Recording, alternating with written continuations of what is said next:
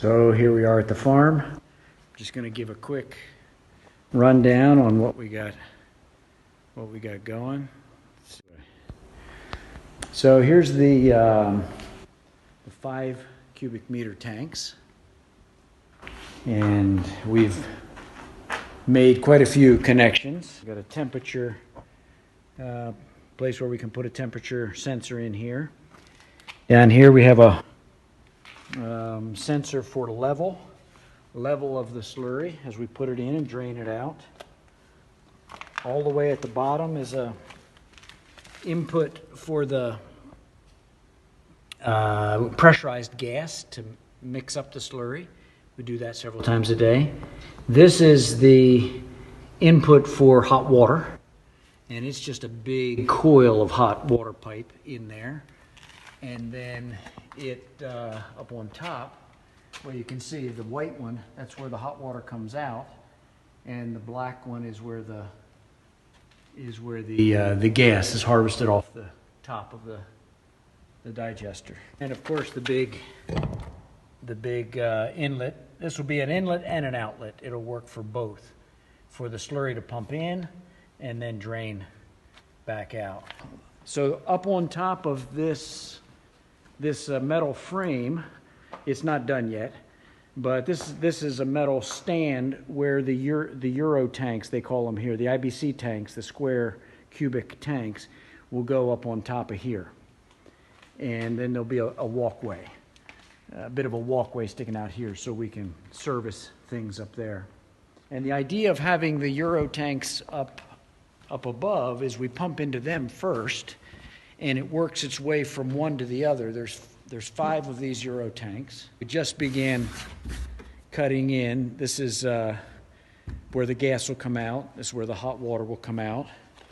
And we'll cut in basically the same type of connections as the big tanks. Some slight differences. And here's the other 4 lined up here. They'll just be lined up to receive the slurry at first, and it'll just work from one tank to the other as we pump it in. And the gas harvested off during those first 8 days or so has too much carbon dioxide to burn. So basically we just recycle it to mix the tanks, but we don't harvest it into the gas storage system. It's only off the big tanks. Then once it drains through this system down into the big tanks, that's how we fill and harvest the methane gas and the fertilizer. So making a lot of good progress. This is the red coils of hot water pipe. This is what's used in warm floors. And coils of this go inside the tanks, and that's what we use as a heating system to heat the slurry. Has to be kept at a steady body temperature. And then we have this. This is a cheaper pipe, just a technical grade, not food grade or water, drinking water grade, but it's great for the pressurized gas that we use. These are the valves that will mount on where the big opening comes out of the tank, where the slurry pumps in and out. So these valves open and close with this handle. So we'll mount them on later with the big flanges.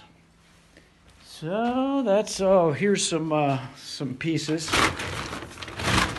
So then these big pressure fittings, they'll fit on here for channeling the slurry from one of these to the other. So it pumps in the bottom, and then as it fills up, it overflows out of this one, flows down to the bottom of the next one, fills up, overflows down to the bottom of the next one, and that's how these are connected with these pressure